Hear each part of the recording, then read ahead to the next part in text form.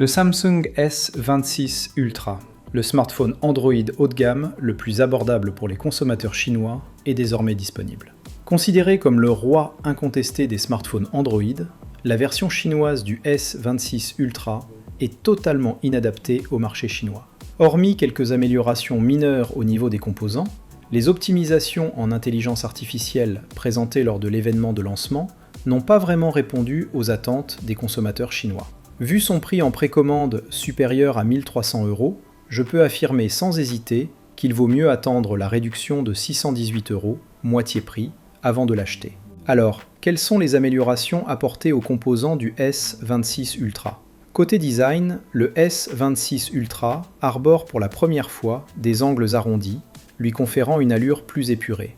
En termes de performance, grâce au processeur Snapdragon 8 Elite et au cœur personnalisé de Samsung, il devrait figurer parmi les smartphones Android les plus performants.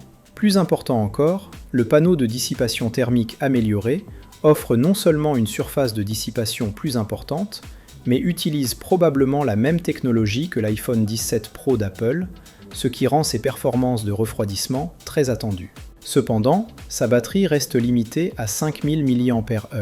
Samsung, à quoi pensiez-vous ? Même les meilleurs systèmes de dissipation thermique ne peuvent pas gérer l'énorme consommation d'énergie de cette puce dédiée. Ce que j'attendais vraiment, les améliorations apportées à l'appareil photo par Samsung, a été une énorme déception. Bien que le module photo soit plus proéminent, ce qui me laisse penser à des améliorations matérielles, mis à part une légère augmentation de la luminosité, le design de l'appareil photo est totalement inchangé. La caractéristique phare cette fois-ci est l'écran. Celui du S26 Ultra serait le premier au monde à intégrer un protecteur d'écran de confidentialité.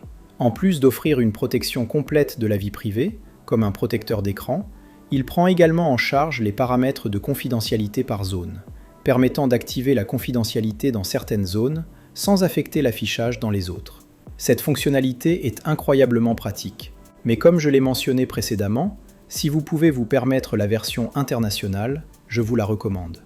Compte tenu des fonctionnalités d'IA limitées de la version chinoise, pourquoi ne pas opter pour le S25 Ultra, actuellement en promotion ? Si cette vidéo vous a plu, n'oubliez pas de liker et de vous abonner à la chaîne Smart Tech. À bientôt!